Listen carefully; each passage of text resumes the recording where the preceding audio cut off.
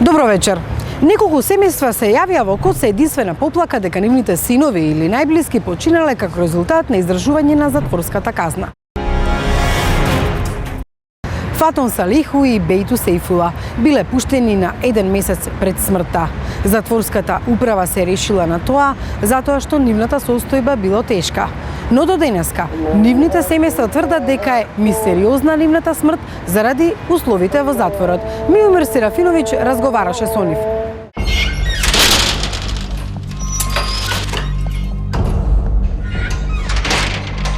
Зад затворените врати на келиите, нашите најблиски се разболуваат и откако ќе бидат пуштени пред време од затвор, умираат. Ова јавување до код ни изгледаше неверојатно. Но и Лепо Сава и Шарафедин не повикаа да ги раскажат своите приказни за нејзиниот сопруг и за неговиот син. Ова е затворската легитимација на Фатон Салихи од Скопско злокуќани. Имал 27 години, татко е на 4 малолетни деца. Сега се сираци и останале да живеат со мајката, невенчаната сопруга на Фатон. Лепо Сава била повикана да го земе сопругот од затвор и тој е пуштен на 18 март со прекин во издржувањето на затворската казна поради тешката здравствена состојба.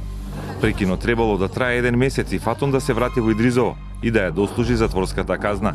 Но по само една недела домашен престој, Фатон починал и на 25 март, точно пред 12 дена е погребан. Не се јавија да го земаме. И како изгледаше човекот? Значи, пред умирачка, значи тоа се знаеше. Слаб, пропаднат, не јадеше, не пиеше. Сега кога го пуштиле, ние дознаевме на 18 март, дознаевме каква болест има, дека има тоа воден и рак и туберкулоза фатил натре у затвор. Идризол фатил, тоа болест. И ние трчавме по него да го лечиме, да го правиме. Лекарите рекле дека више нема спас за него. Он требаше да се лечи кога го направиле операција пред 3 месеци. Онда дојдеше у нас Шираци, рекле дека ќе го лечат лекарите у хематологија. Бејто Сейфула од Чуто Ризари починал лани во слична затворска процедура. Овој 23 март ќе наполнеше 34 години, а во затвор е однесен пред речиси 9 години. Ланското лето неговиот татко добил повик да го земе синот од Идризово, бидејќи поради лошата здравствена состојба добил привремен едномесечен прекин на казната. Починал на 25-тиот ден од прекинот, една недела пред да се врати за решетки. Татко му Шарафедин се сеќава дека кога го зел синот, тој едва и стоел. Коска и коша, детево 100 кила дојде, што знам, дали имаше 25, 26, 30 кила. Немаше ништо на него. Не можеше. Јас му купив лично тие патерици, количка јас му купив, јас лично. Јас сум социјален случај. Океј, нема проблем. За синот све ќе направи. Ама жал ми е што отиде синот. Не е регуларно.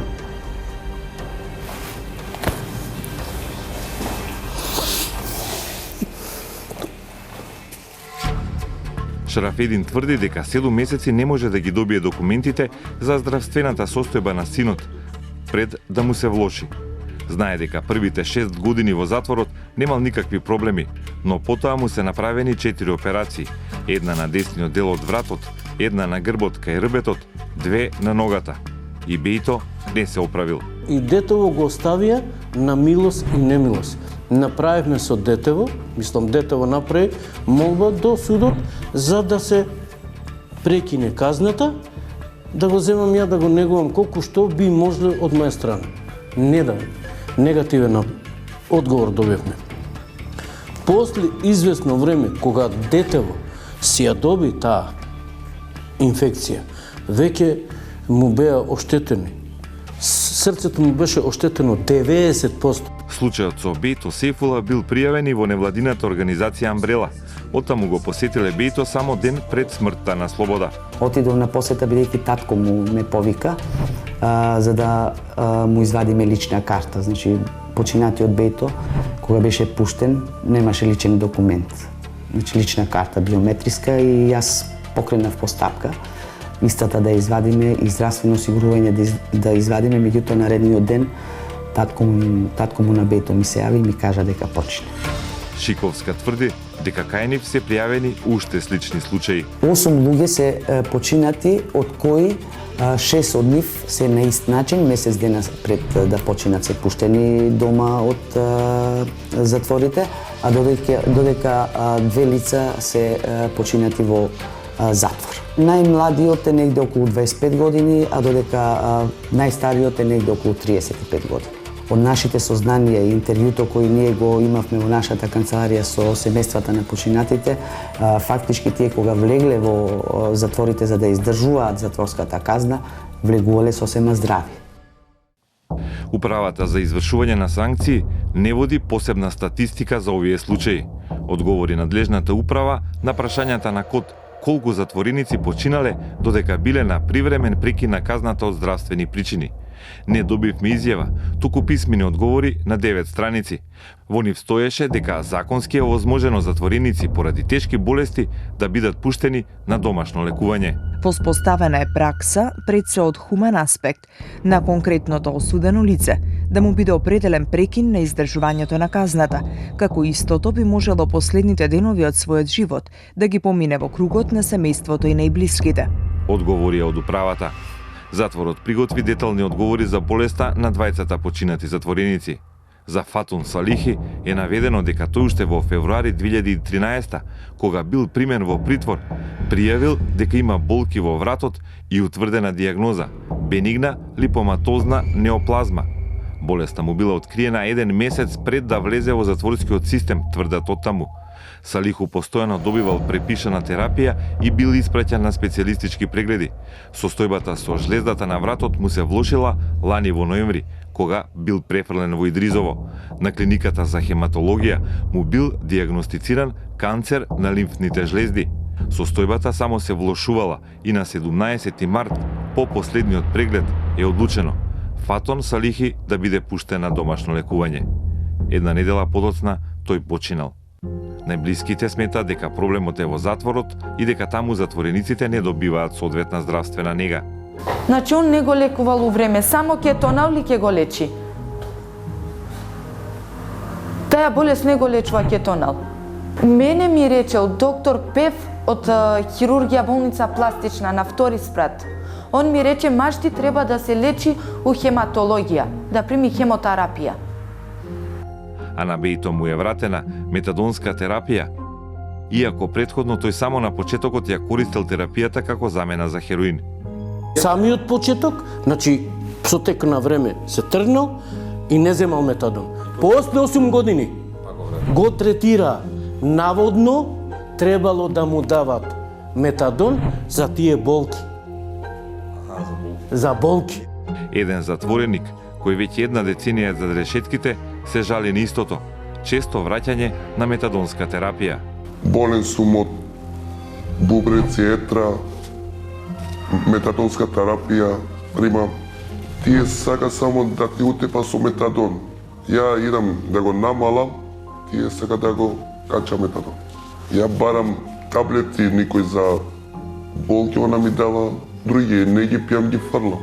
Слични поплаки имало и во Амбрела, а се следат информациите и во медиумите. Кажа дека и во затворите сега и туберкулоза се појавила како болест.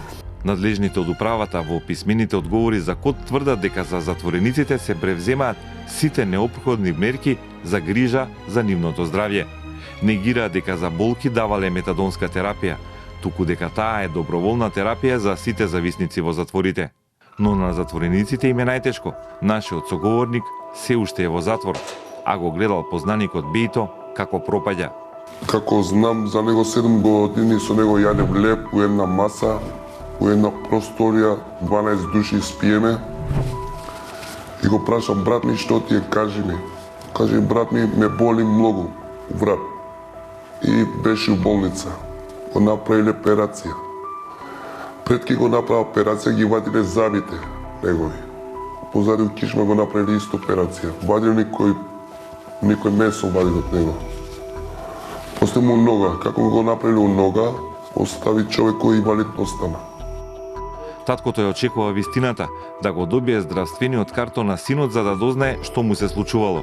И се уште се прашува, зошто синот добил максимална казна од 15 години затвор за тешки кражби. Луѓето убиваат, па не добиваат 15 или 16 години. Ама дајте бе, луѓе, што за некои ситници да му се одреди, не само за моето дете, колку што знам роми, дечина, 15-20 години, кај го има тоа? Не ви е дало документацијата лекарска? До ден денеска, верувајте ми, не ми ја дадува потребната медицинска документација. За Бејто Сейфула, затворот ни одговори дека при приемот му било утврдено дека е хероински зависник, заболен од хепатит Б и С. Тоа било во 2005, додека во 2011 му е откриено дека Во левата лумбална регија му се појавила туморозна формација, која била пунктирана, отстранета. Истата година во затворот Бејто се жалел на болки во коленото, кое на крај резултирало со гнојново спаление на левото колено. Од затворот вела дека сите одредени операции му се изведени, но и дека затвореникот понекогаш бил недисциплиниран, не ја применувал терапијата и не одел на специјалистички прегледи, со што според затворот делумно е одговорен за здравствената состојба. Таа му се влошила ланското лето, имал цироза на црн дроб, општа телесна слабост, инвалидитет, а се завршило со преки на казната и негова смрт дома. Интересно е што затворот наведува дека за тешко болниот Бејто Клиниката за ортопедија во својот специјалистички извештај од 25 декември 2012 година се огради од хоспитален третман со образложение заради немање на технички услови и персонал. Бидејќи умираат дома, сиромашните семејства не може да платат за обдукција и да откријат од што починале нивните најблиски.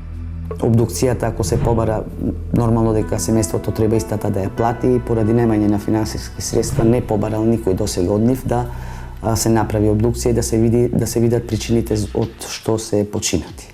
Лепосава сега е самохрана мајка на 4 деца, најавува тужба за претрпената загуба.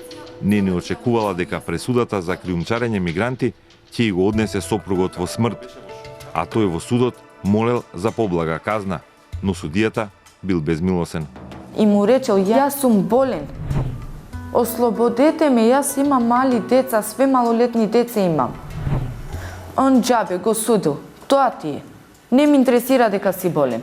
Амбрела сега е насочена да им пружи помош на малолетните сираци на починатите затвореници, но смета дека државата треба нешто да стори.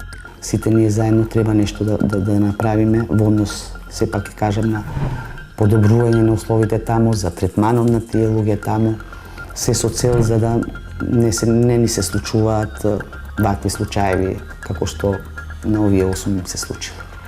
Приказната сега е отворена. Таа нема да ги врати починатите, но може да спречи млади луѓе по излегување од затвор на брзина да умираат. Секоја година Народниот правобранител во својот извештај нотира тортура во затворите, тепачки со чуварите, но и меѓу затворениците во кои затворениците губат дури и внатрешни органи. Затворот многу тешко се справува и со болните од ХИВ. Ваквите случаи за сега немаат решение ниту соодветна здравствена заштита. Со новиот закон за санкции, затворската управа бара да се спроведе матичен лекар за затворениците, а тие да се лекуваат на клиниките. Маја Јовановска, новаа тема.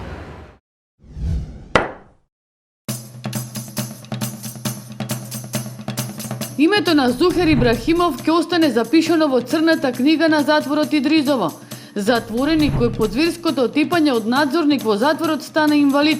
Го загуби едниот бубрек и слезинката, а насилникот доби казна затвор од 1,5 година. Постојат елементи на кривично дело мачење и друго сурово нехумано постапување. Више, тој е полак човек више од зрабието на него го направија. Не е способен ни жена, ни деца, ни себе да се гледа више.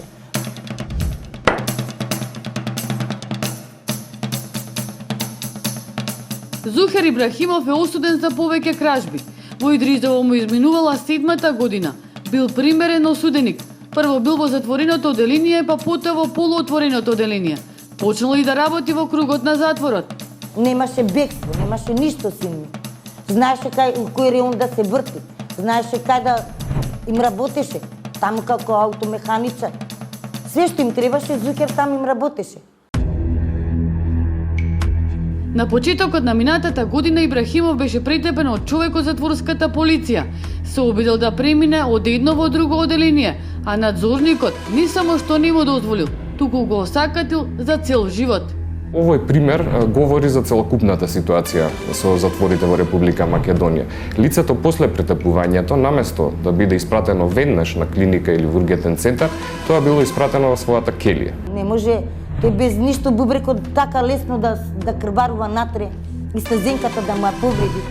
Тој све со тупаници и со тие кондури, полицајски тие, све со тоа го тепаше. Со сериозни повреди и внатрешно крварење, Ибрахимов бил префрлен во ургентниот центар, каде му се извадени бубрегот и слезинката. Стражарот од Идризово добива кривична пријава за тешки телесни повреди. Лицето кое го нападна се гони за тешки телесни повреди, наместо тоа да се гони како тортура. Ова е класичен вид на тортура.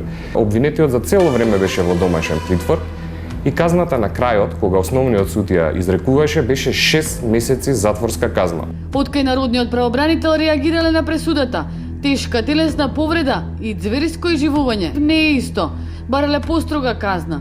По апелација на лицето му изречена казна од 1 година и 6 месеци. Сепак за ваков, да кажеме, суров пристап, односно мачење и друго сурово и нехумано постапување спрема осудено лице, сметаме дека треба да бидат и појаки казните. Затворската полиција ќе измачува луѓе внатре во затворот, ќе отидат на суд, ќе бидат во домашен притвор некој време, ќе им се дадат 6 месеци за да не изгубат работата и истите тие луѓе се враќаат назад на истите работни места и продолжуваат да работат во истите затвори.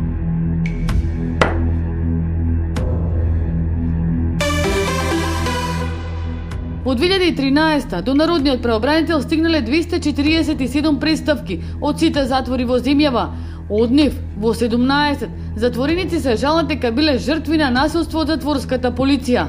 Многу често службите спрема затворениците, односно осудените лица, се однесуваат со ставот дека да, тоа се лица кои што се робијаши, односно лица кои што се дрогираат, лица кои што се непоправливи, односно се приметува одредена доза, односно начин да службените лица со омаловажување, односно нехуман пристап постапуваат со нив.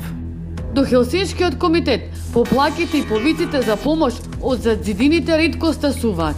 Затворите се целосно затворени за сите оние кои сакаат да ја скенираат состојбата и да алармираат за условите.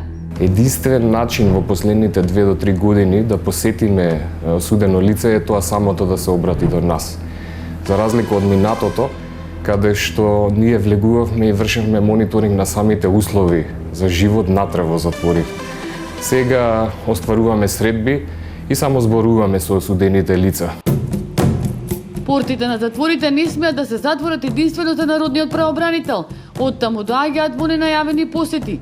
Но сликата секогаш е иста – насилство и тортура. Во извештаите на правобранителот секоја година се забележени случаи на претепани затвореници.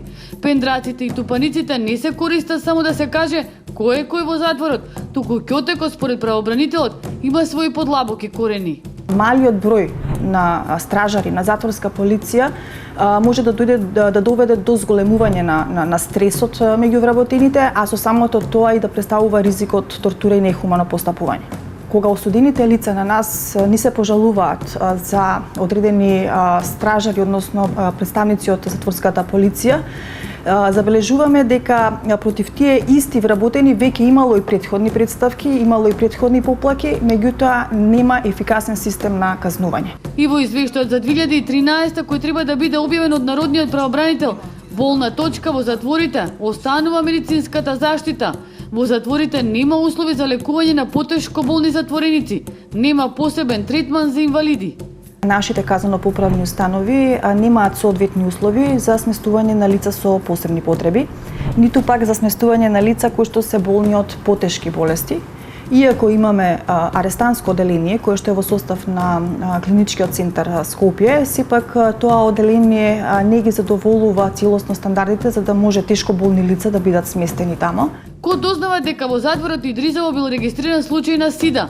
За болеста на затвореникот дознале сите затвореници, па тој бил жигосан. Затворската управа не знаела што да прави со човекот. Во затворот нема услови за заболени од ХИВ. Иако од управата за извршување на санкции тврдат дека постојат протоколи за здравствена заштита на болни од СИДА, хепатит С и туберкулоза.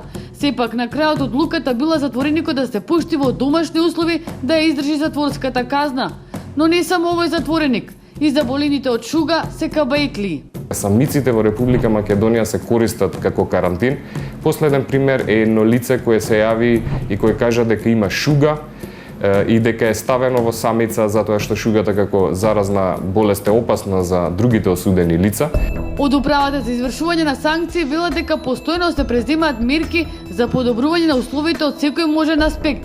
На крајот на 2012, според писмениот одговор од управата, владата донела стратегија за здравствена заштита која е во фаза на реализација. Во периодот од 2006 година до март 2014 година за подобрување на условите во затворскиот систем се инвестирани вкупно 466 милиони динари. Во тек е проект поддржан од Банката на Советот на Европа со заем од 46 милиони евра и 6 милиони буџетски средства со кои се опфатени 4 установи. Затворот во Куманово е веќе ставен во функција. Градежните работи во КПД Идризово се започнати, а овој месец започна и градбата на воспитно-поправниот дом Тетово. Во последните 5 години од природна смрт во затворите и поправните домови починале вкупно 33 лица. Во 2010 5, 2011 и 2012 по 8. Лани најмногу 11, а годинава е регистрирана еден случај. Директорката Гавриловска во писмениот допис објаснува дека лани за здравствена заштита во затворите биле вложени 160.000 евра и дека секаде има амбуланти и болнички соби, но таков печаток нема народниот правобранител и Хелсинскиот комитет. Сум приметила на често заболување од хепатит Б и С. Тоа особено се да кажеме поизразено кај оние лица кои што се веќе утврдени како зависници од наркотични средства и се наоѓаат на метадонска терапија. За овие лица беше исто така констатирано дека не се утврдува посебен режим на исхрана, иако имаат хепатит Б и С. И она што превентивно, барем од наша страна беше побарано е да бидат вакцинирани сите останати осудени лица од оваа, болест, бидејќи се знае на каков начин се пренесува, односно преку сексуален пат или преку крв. Иако прашавме во дописот до КОТ нема ни збор за затвореникот Зухар Ибрахимов, ни за стражарот кој го претепа. Ибрахимов пред 2 месеца повторно е вратен во Идризово за да ја дослужи затворската казна, иако го чека уште една операција. Здравствената состојба се уште му е критична и неговата мајка моли за малку хуманост за незиниот син. Јас земав пупут, требаше да го однесам у болница Зукер, за килата да го прат. Више они го собрале, го однеле пак у Идризово назад. Не знам. Немоќен е и правобранителот. Последниот збор го има судот и каква одлука ќе донесе, мора да се почитува. Ние не можеме како институција Народен правобранител директно да влијаеме врз судската одлука. Можеме да побараме, односно да видиме во какви услови ќе престојува, односно дали ќе ги има адекватните услови за да може да биде сместен во самиот затвор. Она што судот треба секако да го има во предвид е неговата состојба во која што е во моментот. Затрупани со проблеми и лоши услови, проблематични затворски чувари, келии со мула, недостиг на кревети и пари. Најважниот сегмент во животот за трешетки е најзанемарен, а тоа е ресоциализацијата. Лицата кои што се во затворите се всушност лица кои што се веќе осудени од страна на судот, а во самите затвори треба да се ресоциализираат, односно треба преку системот за ресоциализација од нив да направиме подобри луѓе. Но каков човек ќе биде Зухар Ибрахимов кога ќе излезе од Идризово? За сега нема еден бубрек и слезинка. Неговата мајка стравува дека незиниот син жив нема да го напушти затворот. Еве слушам, тој умира. Дали пак го чека да умира и да ми го вратат мртов, не ми е јасно како е ова држава.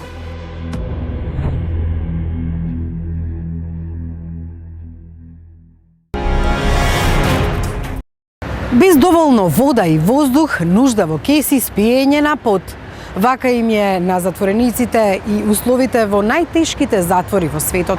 Каролина Гешковска ви ја долоува сликата на 10 најозогласени затвори во светот. Пекол на земјата, 10 најозлогласени затвори во светот. Приматот во светот го држеше затворот Карандир во Бразил. Првото место го заслужил по суровоста која владеела таму. За него се говорело дека е дупка на која заборавил и Господ. Познат е по масакрот во 1992 година кога биле ликвидирани 102 затвореници. Таму секој пети затвореник бил ХИВ позитивен, уништен е во 2002 година. Административниот затвор Колорадо го зазема второто место. Направен е да го одмени надалеку познатиот Алкатрас. Во јавноста се споменува дека таму се применуваат репресивни техники на изолација, а затворениците спијат, јадат и вршат нужда во келиите. Ако се спомене Франција, немојте да мислите на сирење, култура, Ефелова кула, туку за еден од најлошите затвори Ла Санте во близина на Париз. Третото место го добил поради насилство, изопаченост, злоставување и бруталност. Во парискиот затвор во 1999 година биле регистрирани 124 самоубиства. На четвртото место е Тадмор во Сирија. Поетот, кој 5 години бил затворен, го опишал со зборовите кралство на смртта и лудилото. Затворот во Сирија е познат по стравотните тортури и по најголемиот затворски масакар. Близу 500 затвореници биле ликвидирани во јули 1980 година од командосите на одбранбената бригада се поради неуспешниот обид за убиство на сирискиот председател. Африканскиот затвор во Најроби, Кенија е петопласиран. За него најголема одлика е пренатрупаност. Поради строго со однесување работи од надвор, затворениците се речиси голи, а внатре нема ни основна медицинска нега.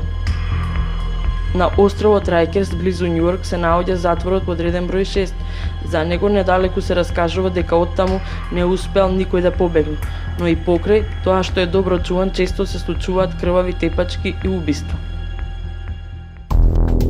Мендоза во Аргентина е на 7-то место. Таму во келија од 4 квадрати спијат по 5 мина. Условите се загрижувачки. Затворениците живеат во ѓубре, а уринираат во пластични шишиња и кеси. Во 2004 и 2005 година биле евидентирани 22 убиства. Дијарбекир во Турција е рангиран на 8-то место. Таму се планираат, организираат и случуваат масакри меѓу затвореници со голема помош од чуварите. Во 1996 година биле нападнати 33 затвореници, од кои 10 загинале. На 9-то место е затворот Ла Сабанета во Венецуела. Поради пренатрупаност, затворениците се принудени да спијат во вреќи кои висат дури и во ходниците за канализација. Во 1995 година во Ла Сабанета биле убиени 196 затвореници, а 624 биле ранети во меѓусебни пресметки. Сан Квентин е најпознатиот затвор кај Сан Франциско, Калифорнија. Тоа е местото каде се извршуваат смртните казни. Во Сан Квентин има гасна комора која се користи за бризгување на смртоносните инекции. Околу 1550 вработени не може да воспоставаат ред, па често се евидентирани инциденти. Во 2006 година 100 затвореници биле повредени, а 2 биле мртви во расна пресметка. Во светот постојат и затвори кои можат да се носат рамо до рамо со најпрестижните одморалишта. Затворот Халден во Норвешка е синоним за луксус, во кој на затворениците има обезбедено буквално се. Иако се криминалци, осудениците во Халден уживаат во минибар, LCD телевизори, приватна бања, модерно опремени кујни, библиотека, музичко студио, па дури и фитнес сала. Најпознат станар во затворот е Андреас Брейвик, кој е осуден за 77 убиства. На Балканот затворите не може да се пофалат со некаков луксус, но кога во прашање безбедноста, тука речиси да нема отстапки. Во Вараждинската жупанија, оддалечен 80 км од Загреб, лоцирана е Лепоглава, најпознатиот затвор во Хрватска. Го нарекуваат Звезден дом, оти таму се најпознатите криминалци. Оградата не може да се пробие, а ни ретките случаи на самоубиство со фрлање од последните катови повеќе не се можни. Најпознати станари во Лепоглава се Мате Орашкич и Дражен Дорчец, осудени на по 40 години затвор заради неколкукратни убиства. Кој преживее 12 години во затворот, тој е прав аџија. Така се вели во песната на забрањено пушење кој го опеа затворот Зеница. За босанскиот затвор најкарактеристична е злогласната темница и мачилиштето кое дури било инспирација за агентите на ЦИА. Длабоко под земјата, под стариот затворски павилјон се наоѓа голема подрумска просторија, така наречена Исусовача, каде биле изведуване најгрозните тортури. Слободата овде во Зеница е на скапата работа, вели Едип Булјубашич, затвореник со најдолга казна во Европа од 54 години. Најпознатиот и најопасен затвореник е босанскиот муџахедин Карај Камел бин Али, познат по војното име Абу Ханза, член на Ал-Каеда. Покрај него Зеница ги угостила Шешелј и Влада Јапанец. Забела е затвор со најобезбеден затвор. Српскиот Алкатрас е дом на Милорад Улемек Легија и Звездан Јовановиќ и двајцата осудени заради убиството на Зоран Џинџиќ.